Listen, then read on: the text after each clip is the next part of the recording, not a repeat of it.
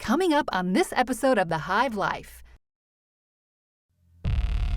Now to growing concerns about the deadly coronavirus officially hitting the U.S. Right now, we've turned to alarming numbers in the coronavirus pandemic. Those numbers have set records.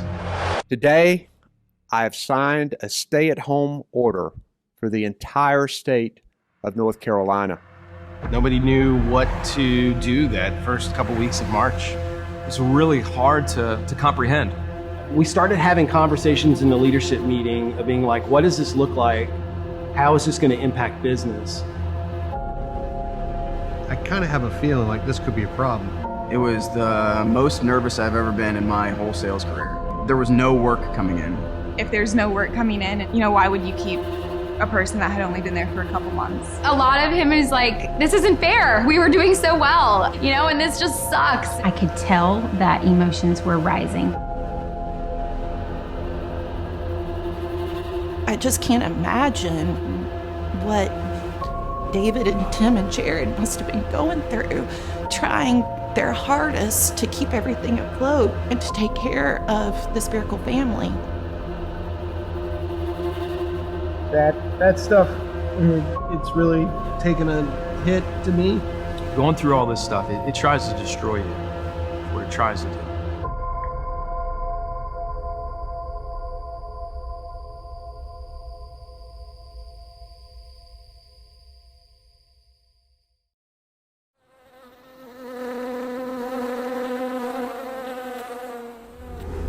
Welcome to The Hive Life, where we pull back the curtain on Spiracle Media, a company based in Charlotte, North Carolina, with a team of former journalists that create beautiful, impactful stories that connect with your audience. Welcome inside the Spiracle Media podcast studio for a special edition of The Hive Life as we dive into the backstory of our first documentary, Saving Spiracle, which has won 2 Best Documentary Awards and been accepted to a 3rd festival. This film, which was officially released in November of 2021, also served as the catalyst for the launch of Spiracle Films. And to give you a bite-sized summary of what the film is all about, Saving Spiracle takes an intimate look at 3 business owners as they navigate and look to survive the beginning stages of the pandemic while trying to keep their personal lives intact. And those 3 business owners are represented here on this podcast: Tim Bear, David Kernodle, along with myself, Jared Latch. And guys, I look forward to this discussion today. We do have a cheat sheet in front of us, but hopefully, or the intention is for us to go back and forth and ping each other and take people deeper behind this documentary. Yeah, and I think we start from the beginning, Dave, a little bit about, how did this all come about? I think you talk about it at the beginning of the film, but just give a little background and some color to that. So about, I guess, the time that the idea of the documentary came out, Free Solo came out. And I took a deep dive in Free Solo, and there was the Dr. Dre Beats Apple purchase documentary. I don't remember what that's called. I loved it, yeah. It's now I'm not gonna forget it too. Yeah. Oh boy, it was so good. Yeah, great show, guys. Great show. But I loved it, and normally I've got things like that playing in the background of whatever I'm doing, laundry, you name it. And I was like, man, it'd be awesome to flex that kind of muscle. Because typically at Spiracle Media, we're doing 3-minute pieces and these small nugget stories, and we're never able to really flesh it out in its entirety. And I remember getting the sales and the marketing team together at the time and saying, look, I think this could be really cool. I have no hook. I have no idea where it goes, but it'd be great to do a story about you guys and being young entrepreneurs in a video space, which is already rare in itself, but to last as long as we have is even more rare. And while they acknowledged that it was a good idea, there were other special video needs at the time. And so we kind of tabled it. And we were in one of our meetings, one of our annual leadership full days. And I think you posed the question, Tim. You said, what do you want to do ultimately? Mm-hmm. And I was like, man, I'd really love to stretch my legs and try like a documentary. And really quickly you were just like, okay, let's do it. And you're like, you guys had said you're doing a book, and maybe you can offer some more context to that. Yeah, how's that book? Yeah. How is that book, Tim? Yeah, right. It got off to a decent start. We had it mapped out. Yeah. Then it just kind of stalled out because there were a few other things that happened during the course of 2020. But it was to align with the 10-year anniversary. That was the goal of the book, and we were going to have 10 different chapters and look at different partnerships, different companies, people that we were connected to, and parallel their story to ours, and have some business lessons. And hopefully we can get back to that at some point. But that was the goal and the impetus behind the book. And we thought, that'll gel well with where we were trying to go then, with a documentary about Spiracle Media, which would mark our 10-year anniversary, which happened early March. Let's see, we're in 2021 now. This past year in March. Yeah. So I'm glad we didn't do that documentary. Yep. I'm glad we ended up doing the one we did.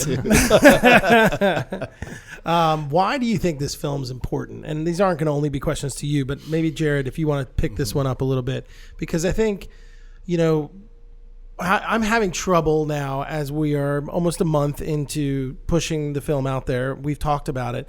With us being in the film, it's a sort of this weird thing that it feels self-serving to try and push this film out there. So I guess, thinking of reasons outside of the fact that it's about the three of us and our team, why would it be important?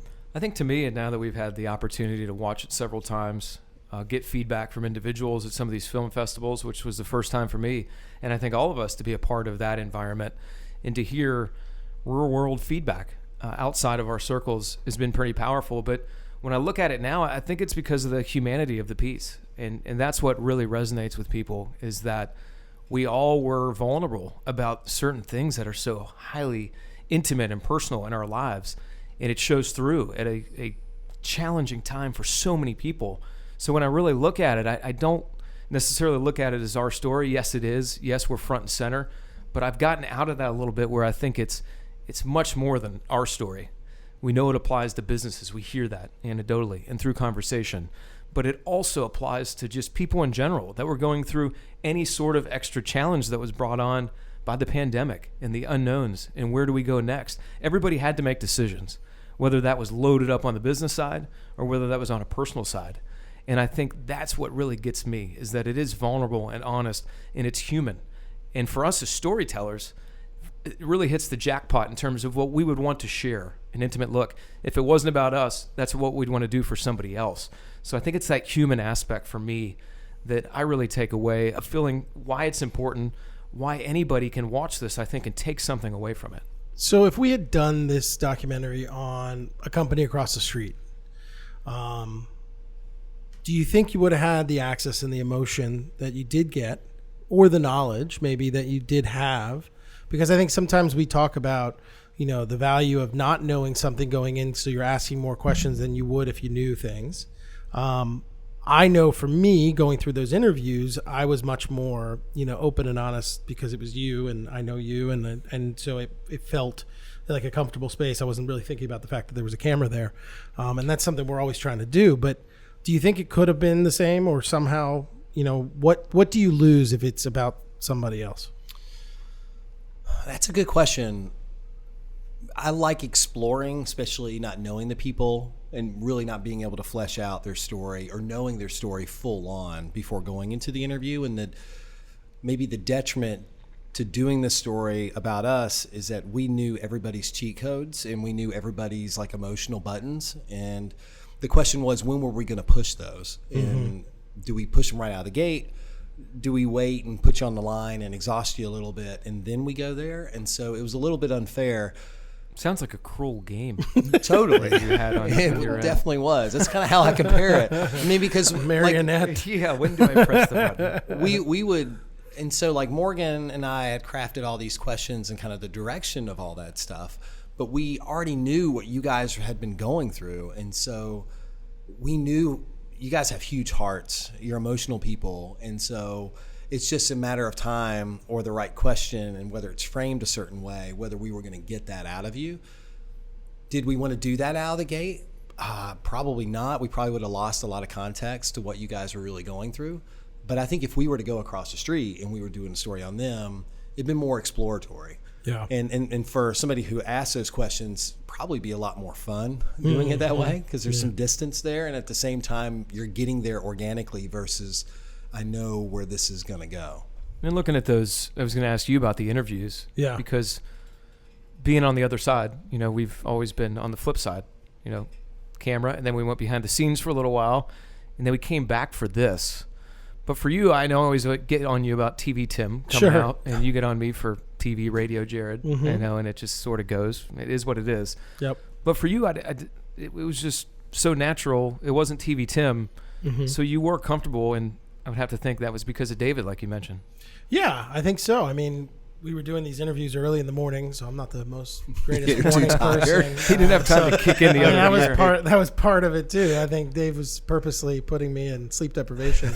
But yeah, I mean, I think it was one, I wasn't telling somebody else's story. So when you go into that TV mode or whatever like that, you're sharing someone else's story. So telling my story and what I was going through, it was much easier just to have a conversation and to talk about it. I think, I think the emotion that was there was also part of it. I mean, just like you said, you were finding times to press buttons, finding times to, and the questions, you know, if you go back and look at the Raw, I mean, the questions aren't long. It's literally like 3 words just to start you down a road. And so, you know, as we went through it too, I think I got more comfortable too. I mean, I think we had 3 interviews, maybe 2, I don't know what it was, but yeah, I think that was also part of it, is that I knew what I had said before. I knew what I'd gone through, and I was much more aware of my surroundings than I normally am, just because it felt like everything was falling down. So yeah, it was, I think it was a unique situation. I think if I was talking about, you know, everyday business or something, very easily could have clicked into, you know, that mode where you're just trying to put on a good face and talk like that. One of the things I wanted to ask you about was, you know, you did a first cut of the film, showed it to some people, and the interesting thing was you and your story was missing. And now looking back on it and seeing the elements that your story brings to the whole picture, I always wondered what you thought about that addition. I know you did it begrudgingly, but I think it sort of made sense after you got some feedback from people. Yeah, so going back to your question a couple questions ago, just it being about us, is that when I edited that first whip, I was creating connection points because I already knew the context of the story and I already knew what was going on. But I think people who had no connection to the film were like, I have no idea why we just transitioned from this point to this point. Right. But subconsciously, I was making those connections, and so it made sense to me. And I was having these arguments with myself when I'm editing, like, people are going to get this. This is going to be fine. So their advice of, you know, putting some context in there and having somebody kind of carry through the story, or at least get it started, and like why we're doing it and who are these people and that kind of stuff. I started to see the value when we started getting that kind of feedback in. Right. And so it made it begrudgingly doing it, but obviously seeing the value and understanding that there was going to be, I think as viewers who have no connection to us would have a better understanding of exactly what's going on. Yeah, and I think the coolest thing is hearing from the people that did see it before and then saw it after. Yeah. And they were like, there it is. Yep. Like it actually was what it was supposed to be. Right.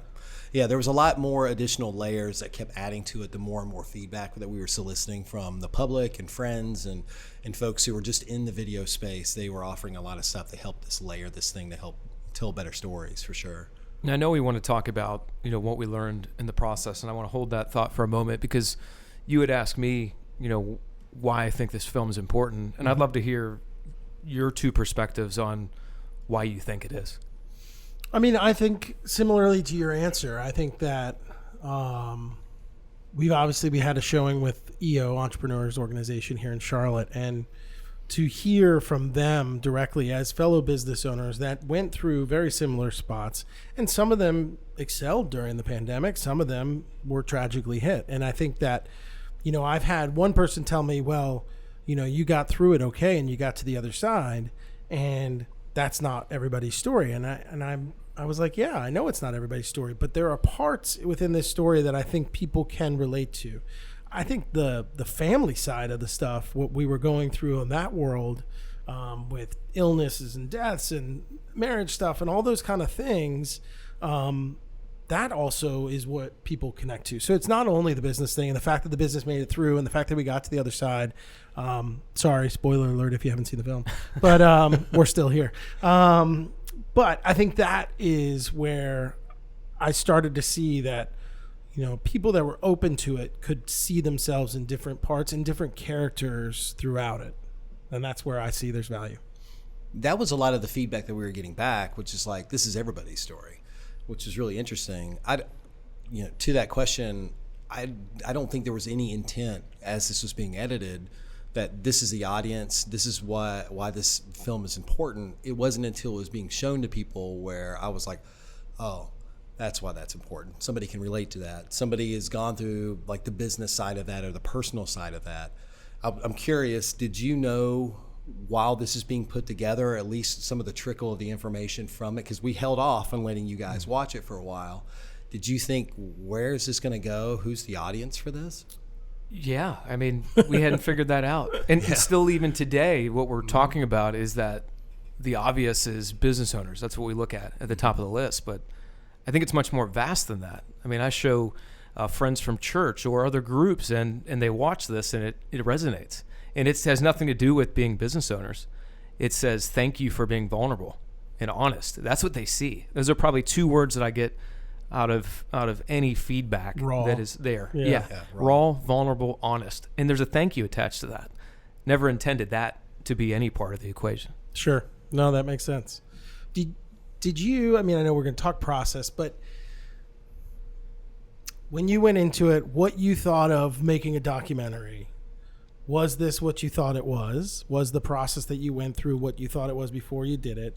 And I was always interested in the iterative process where you did start getting feedback and then made changes over time, which, to be honest, artists technically don't love that. They like getting to the finished product, putting a bow on it and saying, here you go, take it as it is. You did a very iterative process of levels of different whips, and I'm interested to see, did the process go like you thought it would, and what did you learn from it? It's extremely vulnerable, number one, being a subject in it, and then also being the person that's kind of behind the scenes putting it together as well. Right. And so I was apprehensive about all the feedback that would be coming in, because I was like, oh boy, it's a double whammy. both egos are going to get hit. Exactly. But you've been tempered so well on the Spiracle Media side that like you're used to feedback and it coming from everyone or just one source, and it can be with flowers or it can be with a gavel. So I mean, it's really interesting. So we kind of set that up. I think it was from your advice to trying to get people that weren't associated with us to try to give us feedback on that. Mm-hmm. I don't think I expected it to the degree. We were getting it from a lot of people, and I expected the worst. And it was actually a lot better than I expected. When you said raw earlier, mm-hmm. that was, and I told you guys in the leadership meeting, is like that's the common word that's being used in every single one of that. I don't know if that's good. Yeah, right. but that was the common thing going through this. The other great thing is, I think if I would have gone into this project by myself, Lone Ranger, and try to produce this thing, it would have never gotten done. And so I think having somebody like Morgan and having Elgin and those folks really supplying a backbone, something to lean on, and benchmarks with dates and things like that, and also working really hard to solicit and get feedback, this project probably never would have gotten done. And another interesting part of it, and we hear this too, is the inclusion of the wives and having that behind the business, because in business circles, you don't see that very often. You see the business owner or the entrepreneur. You don't really get to the family aspect of it. And there's no better person in the home as a spouse or significant other that deals with us, on a day-to-day basis and really sees it. They don't know how to respond because we're on sort of our own island as a business owner, but they're there and they support it. And they've got a front row seat. Yeah, I mean, it's funny. My wife always jokes she's the only one that didn't cry in the film, and she's like, "No, JC didn't cry either." I know. I don't think JC did. No, JC didn't cry. But Sam has really internalized that, and she hasn't cried. She's if like, she I'm came back to cold-hearted back with me, then I made her look bad on the emotional side. Yeah, you were always crying. You were like waterworks. He pressed the button when he didn't even have to press the button. I know. It was just done. Yeah. But yeah, I think you're exactly right. I mean, that piece of it, it's funny. The people that respond to that the most are other business owners, because they don't necessarily know the other side of the coin. They are not seeing it through the wife's eyes. And so for them to see it through the wife's eyes, they're always thinking about it as, I'm on my island, I've got to deal with the business, I've got to do this thing. And so then to hear about it through the family side, it's sort of like a realization a little slap in the face of like, hey, wait a minute, there is this whole other side to this equation, and you're not the only one that's suffering.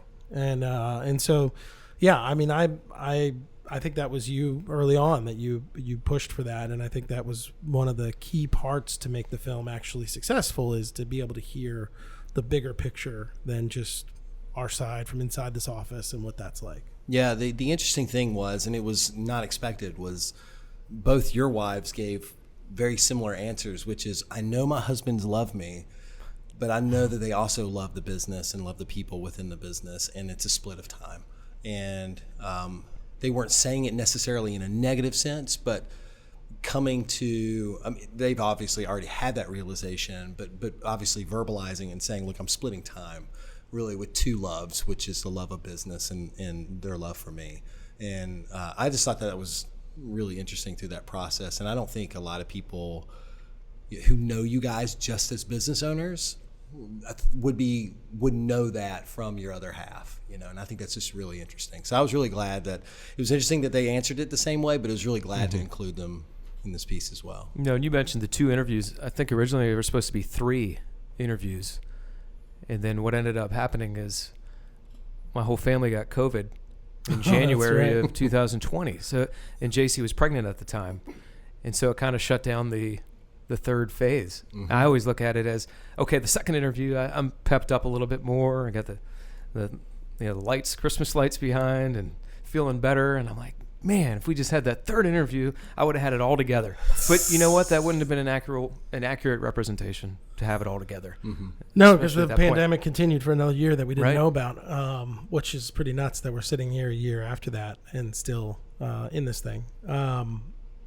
Yeah, I mean, it's funny. I think we said everything that needed to be said, if I'm being honest. Mm-hmm. And I feel like we would have been beating a dead horse if we did that third interview. So I was happy with how it turned out on that piece. But I mean, I don't know. I mean, you didn't feel like you had any lack of stuff to you dig didn't necessarily into. need it. Right. No, I mean, we talked about it behind the scenes, whether we would go back and revisit the third interview. But yeah, I don't know what we would have gotten out of that. We were coming off the back end of a really good leadership retreat where we were feeling really amped up, and we were trying to convey that excitement to the rest of the team. And it just seemed like a high when we started on such a low. That's a good way to end this piece out. And Lord knows if it got really bad. Yeah, right. Then I think the hardest question was, when do we stop? Because we could keep telling this story and this rebound and things like that. So like, I think it naturally stopped in that December time frame, but like that was a big question. Like, man, we could really continue to do this because there was, the governor was doing, more press conferences about, maybe more mask policy, maybe shutting down some businesses. And so like, maybe we should turn the cameras back on again.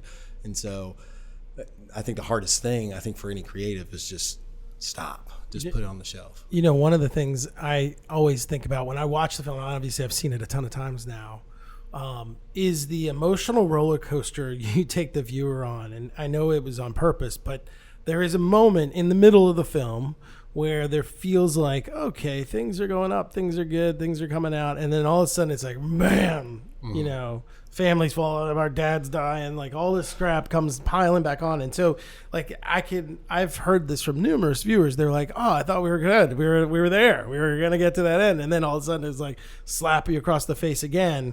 I mean, how much intentionality went into that when you watched the pacing, when you saw the storyline developing? How did that play out? It was so doom and gloom.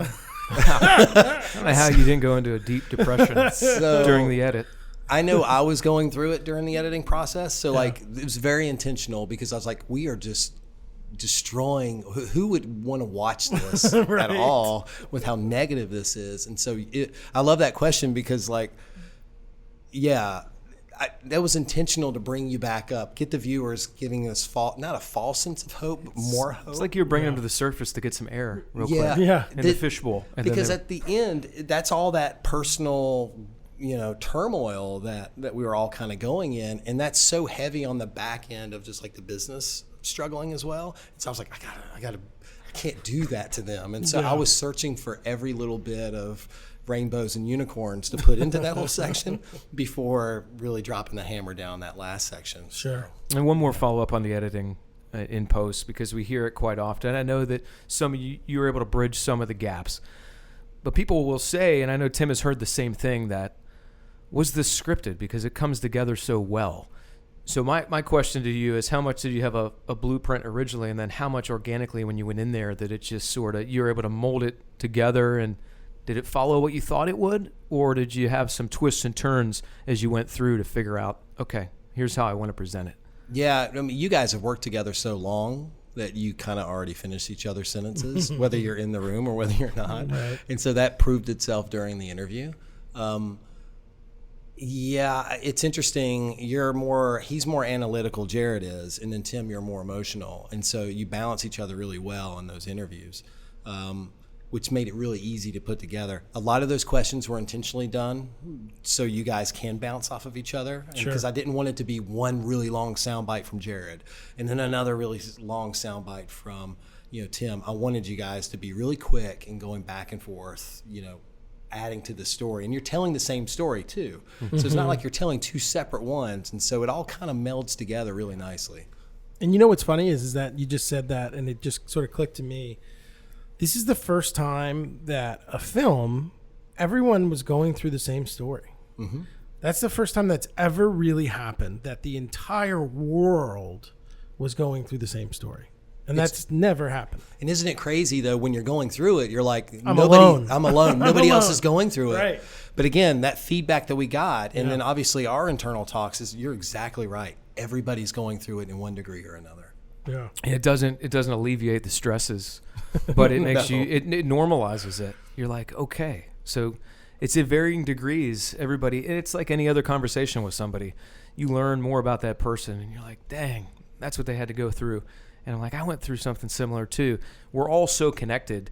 That's a great point of that. You got the whole world that's dealing with the ramifications of the pandemic at the same time. Yeah. I mean, it's just weird. It's never happened ever before. And, I mean, you could say like earthquake and everybody in that city went through it or whatever, but never has the whole world been experiencing the same thing. It's pretty wild.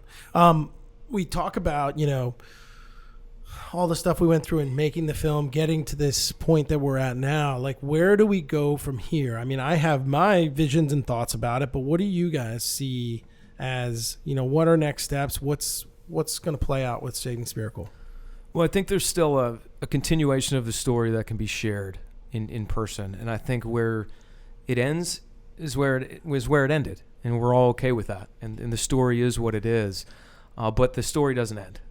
And so I think the opportunities that Tim and I, or if David, you're in the room with us, and we visit some entrepreneurial business owner groups, which we've already done, there is a continuation of the story, both personally and professionally. So I think that's a big part of where we go from here. The other is just having the ability to share this film with people, because I think there is that human aspect, and there are different pieces of it that resonate with everybody in some way. It's not just the business owner. It's not just the significant other that's behind the scenes. It is, there's so many things that you can connect between. And I think what we've created, I don't want to call it a gift. We didn't have these goals on the front end. You were going with it. I don't want to say we were playing along, but we were active participants in the story, that it's just important to share so that people can be moved emotionally. I know that you had an individual that watched the film and said he took it back, and he went back to things he hadn't taken care of in the previous year, that he just swept under the rug. And he said this gave him the courage to say, you know what? I need to go back and I need to look at those things that I didn't take care of, whether that was mentally, physically, whatever it was in his scenario. But it moved people to action. And I think there's something for everybody in watching this. Yeah, and I'll throw it to you, because I feel like you're sharing it with a lot of people. Where do you see it going? Yeah, I mean, the fun part is always I talk to you guys about the business side of things and what that means. And I think the interesting piece is that we went down this road of doing this film before we had really fully baked distribution, business case, any of those things. I think we were like, okay, let's do it. Let's try it. Let's figure this out. See if we can do it. Let's see what that looks like. And then obviously COVID fell in our lap. And so it became what it was. I think that there is definitely a big place in the entrepreneurial world to do events. I think screenings, Q&As, those kind of things, I think that's going to happen. We're doing one in January down in Charleston. Really excited about that. And so I think I see that playing out. But I think, getting as many eyeballs as possible on the film is the most important thing. I think it also allows us now to have something that's a calling card for Spiracle Films, which really came out of this. I don't know that, one, if you were successful at pulling this off, that we would have gone down that road. I don't know that if Morgan doesn't go through everything she went through and then leaving and then still working on the documentary after leaving, that she's here as the head of production. I think a lot of things happened for a reason. And so I look at this film as sort of the birth of Spiracle Films, and now really this film is going to give way to what you guys can do next. And when you look at that path, I mean, for Spiracle Films, we know some of the things that you're working on. I know there's a few stories in the pipeline, and you can speak in generalities or as broad or as specific as you want, just filling people in on, where we are in the infancy of Spiracle Films, because it just officially launched in November. Yeah, it's all about original content and passion. We are trying to follow our nose to great stories that we care about that isn't necessarily being dictated by partnerships and brands and things like that we're finding value in the stories that we're telling, and we want to tell them passionately, and so we're following that. I think our intent at the moment is to do some short films, and hopefully that leads to a larger story that we can roll out in documentary form. So please go on the YouTube channel and subscribe and follow us on the social, because we're going to bring you along on this journey through these small episodes, and then these series, and then hopefully the creation of something big and impactful. And I think maybe one thing we can leave people with is for you guys too. I don't know if we talk about it. What did you learn most? We asked this on other podcasts. Coming through the pandemic, we're not out of it by any means. But what have you learned about yourself, whether it's through the process of saving Spiracle, just this last year, almost 2 years now, which is crazy to think as we get toward the end of this one? For me, I wouldn't, I'd rather, or I don't even know how to say this. I wouldn't want to be with anyone else in the boat than you guys. And it just affirmed that, I think, because we got pushed to the limit, and we still were able to stay friends and business partners and be able to rebound. So for me, that was a big learning piece. I think, secondly, I think that the power of family, to me, I think I took some of that for granted. I think I took, my healthy daughter, Charlie, and my soon to be at the time healthy daughter, Peyton. I took some of that for granted, and I took my relationship with Sam for granted. I think it was just, we were going through life and sort of just running, and, you don't take that moment to pause. And COVID gave us a real chance, whether we wanted it or not, to pause. And, when I was at my lowest lows, Sam was right there beside me. As a backbone for me. And so that's where I found a lot of strength in getting through what was a crazy year and a half so far. And so that to me is the biggest thing, is I got a second to pause and realize the value of my family and how important that is. I think I still thought of family as my family, like my mom and dad and my brother and stuff like that. And I didn't think about the fact that I had this whole other family that really was growing. And, I don't know. So it really made me take a pause and think about that. So those would be the two big things, my two families. What's your big takeaway? That's a tough one, because I I appreciated, and I kind of back away from the business conversations with when you guys are in the room, because I learned to respect you guys on a completely different level. I already looked at you guys as mentors, as friends, as business partners, as my bosses, all those things. But how steadfast you guys were and how dedicated you were to keeping not just the business going, but taking care of the people was super impactful for me. And it was one of those things where, I think I will never forget that as long as I live. And then the people that are behind the scenes, the team, I hope it doesn't come across cliche as like somebody who's in like a management position or from a partnership position, but the amount of appreciation that you have for them. And I think Haley said it really good in that documentary, is that, outside of my family, the people that I work with are people that are right, in that upper tier, people that I love and I care about. So it's wonderful that those folks are still here, and that this company keeps thriving, and that we're making great and beautiful content. And I wouldn't want to do it without you guys, and I certainly wouldn't want to do that without them. So I'm just super appreciative of all that. So I'm more appreciative now than I was before COVID. Yeah, I mean, it's the same thing for me with both of you, but it's just a different level of gratitude now, because I'm still a serious person, but I feel like I was even more serious before, and I realized that a lot of that stuff doesn't really matter. There's few things, so you're able to look at that and do that. And I think the other thing that came through was respecting the space of JC at home.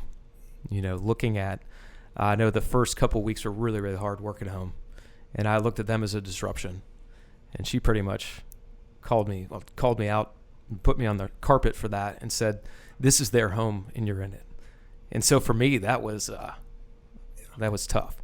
But it's just a renewed gratitude of everything we're doing, and realizing that most things are not worth worrying about, and they're going to work. And you've got to trust the process and the way things are going. Yeah, stay in the urgent and important box. Yes. Not the urgent and not important box. That's the worst box. We've got to switch boxes. Help me figure that out. Well, that's going to wrap things up for us. And we hope you enjoyed this conversation. We hope you'll watch and share Saving Spiracle. And you can do that by visiting the feature page of the spiraclefilms.com website. You can also find the channel, subscribe, like David mentioned, on YouTube, and find out more about Spiracle Media by heading to spiraclebuzz.com. So I want to thank you guys, David, Tim. I'm Jared, and we want to thank you for listening and watching.